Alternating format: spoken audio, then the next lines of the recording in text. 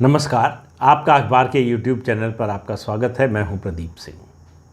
महाभारत की कथा याद होगी आपको, और ख़ास तौर से वो प्रसंग तो ज़रूर याद होगा जब भगवान कृष्ण पांडवों के दूत बनकर धृतराष्ट्र के पास गए और धृतराष्ट्र के दरबार में दुर्योधन ने उनका अपमान करने की कोशिश की। उन्होंने जो प्रस्ताव दिया, कहा कि 12 साल का वनवास और 1 साल का अज्ञातवास काटकर, जो शर्त थी वो काटकर पांडव आ गए हैं, अब उनको इंद्रप्रस्थ दे दीजिए। धृतराष्ट्र तो चुप रहे। दुर्योधन ने कहा कि ये कभी हो ही नहीं सकता है, बिल्कुल नहीं देंगे। तो फिर भगवान कृष्ण ने कहा कि मेरे पास दूसरा प्रस्ताव भी है। उन्होंने कहा कि पांडवों को 5 गांव दे दीजिए, उससे वो संतुष्ट हो जाएंगे। दुर्योधन ने कहा 5 गांव तो बड़ी बात है, सुई की नोक के बराबर ज़मीन भी नहीं देंगे। तो उसके बाद जब ये प्रस्ताव पर इस तरह का जवाब आया तो भगवान कृष्ण जो है वहाँ से जाने लगे। तो दुर्योधन ने अपने सैनिकों को आदेश दिया कि बंदी बना लो। शब्द क्या इस्तेमाल किया, इस ग्वाले को बंदी बना लो। फिर भगवान ने अपना असली रूप दिखाया और उसकी चकाचौंध से सबकी आंखें चौंधिया गईं। उन्होंने कहा, भगवान कृष्ण ने, कि मुझे बंदी बनाने की बात तुम सोच भी कैसे सकते हो। और उसके बाद जो हुआ महाभारत में आप सबको पता है, युद्ध हुआ। भगवान कृष्ण युद्ध टालने के लिए गए थे।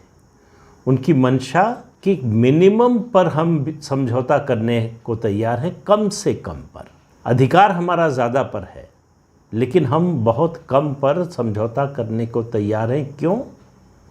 क्योंकि हम युद्ध नहीं चाहते, शांति चाहते हैं। अयोध्या आंदोलन के नायक अशोक सिंघल, उन्होंने भी यही काम किया। उन्होंने महाभारत पढ़ा होगा, लेकिन देश के मुसलमानों ने और मुसलमानों के पैरोकार हिंदुओं ने शायद महाभारत पढ़ी नहीं, या अगर पढ़ी है तो उससे कोई सीख नहीं ली, कोई सबक नहीं सीखा।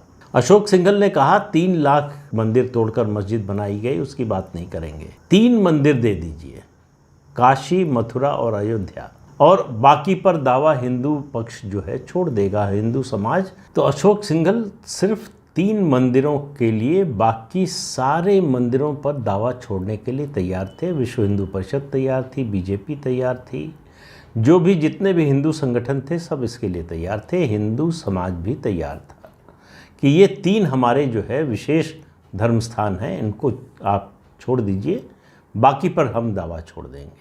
मुस्लिम समुदाय ने वही काम किया जो धृतराष्ट्र की सभा में दुर्योधन ने किया था, कि सुई की नोक के बराबर ही ज़मीन नहीं देंगे, यानी कोई दावा नहीं छोड़ेंगे।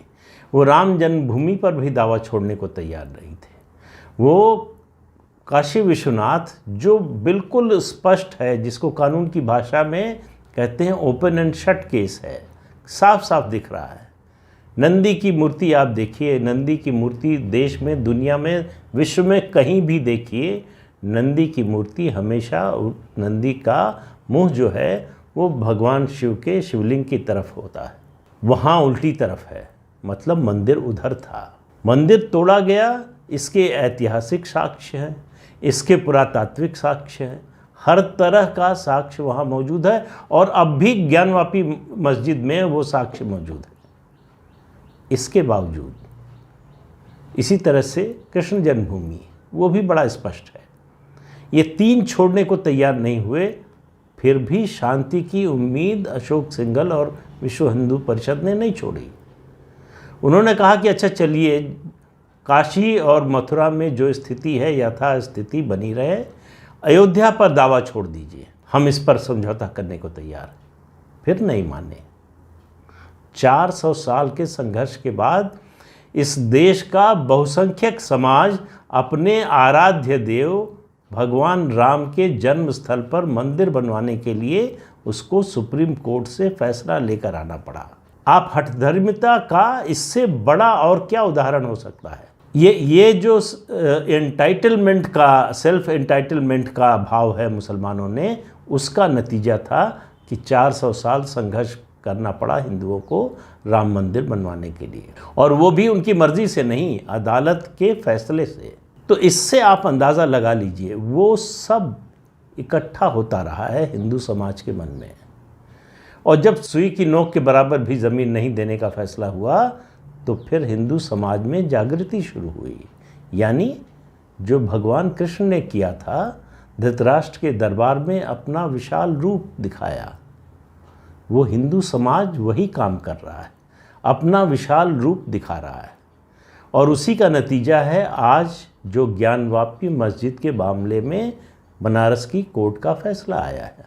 सर्वे रोक दिया गया था ज्ञानवापी मस्जिद में जो शुरू हुआ था। एतराज़ क्या किया गया कि आप जो बैरिकेड है उसके अंदर नहीं आएंगे, आप श्रृंगार गौरी की पूजा का मामला है तो वहीं तक अपना सर्वे रखेंगे, उसके अंदर नहीं आएंगे।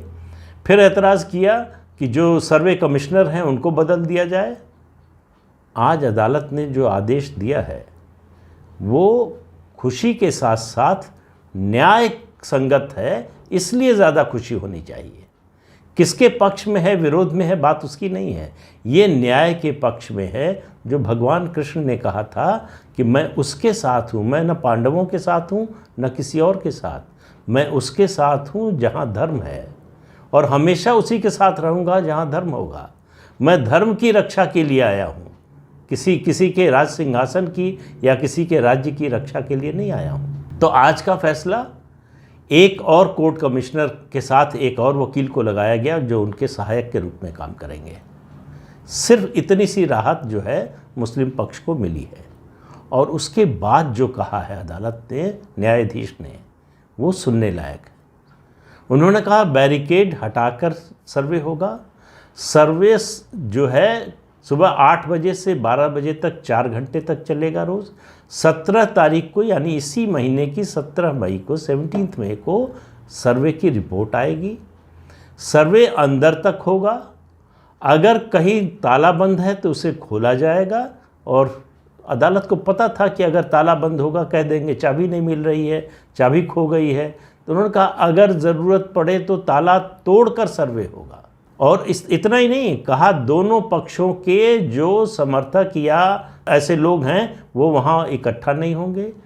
डीएम बनारस को कहा कि वो इस पूरे सर्वे की निगरानी करेंगे और सरकार को आदेश दिया कि अगर ज़रूरत पड़े तो पीएसी लगाइए, अगर कोई इसमें बाधा डालने की कोशिश करता है सर्वे में तो उसके खिलाफ एफआईआर दर्ज हो, पुलिस एक्शन होगा। ये काम आज से 8 साल पहले हो सकता है, इसकी हम आप कल्पना भी नहीं कर सकते थे। ये फ़र्क आया है मोदी के शासन में, ये फ़र्क आया है हिंदुओं के जागरण से। अपने अधिकारों के प्रति जो जागृति का भाव आया है, जो एहसास ये जगह है कि जो हमारा है, जो हक है हमारा, उसको लेने के लिए हम आगे आएंगे, पीछे नहीं हटेंगे। ये उसका नतीजा है आज जो कुछ हुआ। और आप देखिए कि जिन लोगों ने 5 गांव देने से मना किया उनका क्या हश्र हुआ था। एक दिन उनका पूरा राजपाट चला गया, पूरा परिवार चला गया, पूरा खानदान चला गया, पूरी सेना खत्म हो गई। भगवान कृष्ण की नारायणी सेना भी उनकी रक्षा नहीं कर पाई। इसलिए जो काम कर रहे हैं मुस्लिम पक्ष के पैरोकार, और आप देखेंगे कि जितने धार्मिक मामले हैं हिंदू मुसलमानों के बीच के, उनमें हर मुकदमे में लगभग, और बड़ी अदालतों में ख़ास तौर से जितने वकील मिलेंगे मुस्लिम पक्ष के, वो सब हिंदू मिलेंगे। ये जो लोग हैं, ये इनको भीष्म, द्रोणाचार्य और कृपाचार्य समझिए, इनको विदुर समझिए। जो कौरवों के साथ हैं, क्यों हैं, उसका तो एक्सप्लेनेशन, स्पष्टीकरण वही दे सकते हैं। लेकिन उनकी वजह से हिंदू समाज को जो भुगतना पड़ा है, हिंदू समाज के मन में जो एक हीनता की भावना आई है, पराजित होने की भावना आई है, उसके लिए इतिहास उनको कभी माफ़ नहीं करेगा। इस समाज में तो माफ़ करने की बड़ी क्षमता है, बड़ी आसानी से हम लोग माफ़ कर देते हैं, भूल भी जाते हैं। लेकिन अब समय आ गया है भूलने का नहीं, याद रखने का। और उसी का नतीजा है कि केवल ज्ञानवापी नहीं, मथुरा में अभी इलाहाबाद हाई कोर्ट का फैसला आया है। उन्होंने स्थानीय अदालत को कहा है कि जितनी पिटीशंस हैं कृष्ण जन्मभूमि को लेकर, उन सब पर फैसला 4 महीने के अंदर सुना दिया जाए। इतना ही नहीं, मध्य प्रदेश में धार में भोजशाला पर वहाँ पूजा की अनुमति मिल गई है। जम्मू कश्मीर में मार्तंड मंदिर में 700 साल बाद 7 मई को 7 मई को पूजा हुई है और नवग्रह अष्टमंगल की पूजा हुई है। क्यों नहीं हुआ 700 साल से पूजा क्यों नहीं हुई? वो अधिकार छीन लिया गया था। अब ऐतराज़ जताया जा रहा है कि एएसआई ने ऐसा होने क्यों दिया, कैसे हो रहा है। उस समय किसी ने ऐतराज़ नहीं जताया जब 60s में आंधी फिल्म की शूटिंग हुई वहाँ। उसके बाद अभी कुछ साल पहले जब हैदर फिल्म की शूटिंग हुई, जिसमें मार्तंड मंदिर को शैतान की गुफा बताया गया, तब किसी को ऐतराज़ नहीं हुआ। आज ऐतराज़ हो रहा है। तो फिर कह रहा हूँ, जो 5 गांव देने को तैयार नहीं थे, जो शांति का प्रस्ताव जिन्होंने ठुकरा दिया और ऐलान किया कि युद्ध होगा, अब वो युद्ध शुरू हो चुका है। ये युद्ध कोई हिंसा का युद्ध नहीं है। ये तलवारों, भालों और बंदूक या तोप से नहीं लड़ा जाने वाला है। ये युद्ध समाज के स्तर पर लड़ा जाने वाला है। अपने अधिकार की पुनर्स्थापना का, सनातन धर्म की पुनर्स्थापना का युद्ध है ये। और ये भारतीय संस्कृति, सनातन संस्कृति के अनुसार चलेगा। ये जो इतने दशकों, शताब्दियों से हिंदुओं के मन में पराजित होने की भावना, हीन भावना भरी गई थी, उससे हिंदू समाज उबर रहा है, जागरण हो रहा है।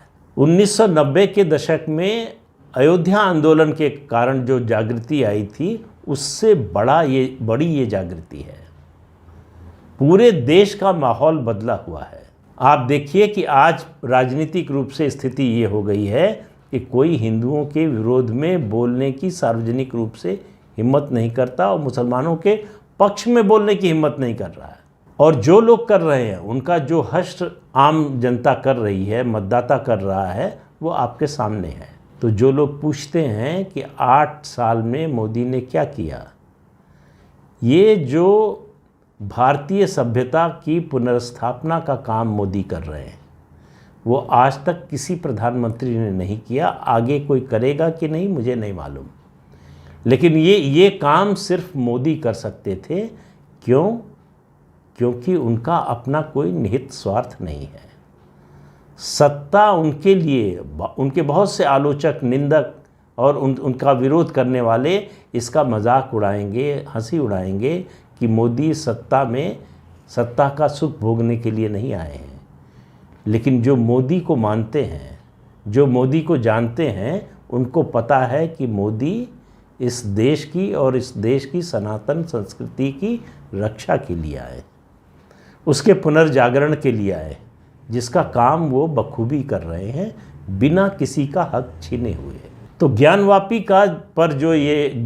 मस्जिद पर जो ये फैसला आया है आज बनारस की कोर्ट से, उसको एक ऐतिहासिक क्षण मानिए।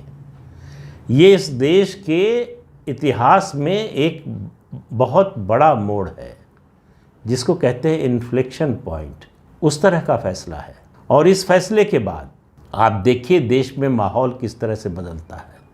इस देश में माहौल बदलने के तमाम काम लगातार हो रहे हैं, चाहे वो जम्मू कश्मीर से 370 और 35A का मामला हो, चाहे फिर वो राम जन्मभूमि पर राम का भव्य मंदिर बनाने का मामला हो, और चाहे फिर काशी विश्वनाथ कॉरिडोर का मामला हो, चाहे मार्तंड मंदिर में पूजा अर्चना का मामला हो, अब ज्ञानवापी, ताजमहल का भी मुद्दा उठ रहा है। हालांकि आज इलाहाबाद हाई कोर्ट ने वो रिट जो है वो निरस्त कर दी, नामंजूर कर दी, डांटा भी जिन लोगों ने पिटीशन फाइल किया था। लेकिन जयपुर की राजकुमारी दिया कुमारी ने कहा कि जिस ज़मीन पर ताजमहल बना है वो उनके परिवार की है और उसके दस्तावेज हैं उनके पास, और ज़रूरत पड़ेगी तो वो दस्तावेज देने को तैयार हैं। तो 5 गांव नहीं दोगे तो पूरा राज्य देना पड़ेगा। 3 नहीं दिए मंदिर और फिर 1 पर आए, 1 भी देने को तैयार नहीं हुए, तो अब कितने देने पड़ेंगे इसकी गिनती करना शुरू कर दीजिए, क्योंकि ये अंत नहीं है, ये शुरुआत है। मुस्लिम समुदाय और उसके पैरोकारों ने जो अपना सबसे बड़ा नुकसान किया है वो ये कि सोए हुए हिंदू को झिंझोड़ कर जगा दिया है। तो हिंदू जागने के बाद क्या करेगा, ये आपको पूरे देश में दिखाई दे रहा है। ये कहाँ तक जाएगा ये मुझे नहीं मालूम, लेकिन अब ये रुकने वाला नहीं है। तो आज के अंक में इतना ही, अगले अंक में फिर मिलेंगे किसी नए मुद्दे के साथ। तब तक के लिए इजाज़त दीजिए। आपसे अनुरोध है कि ये चैनल देखिए, शेयर कीजिए, लाइक कीजिए और सब्सक्राइब ज़रूर कीजिए। नमस्कार।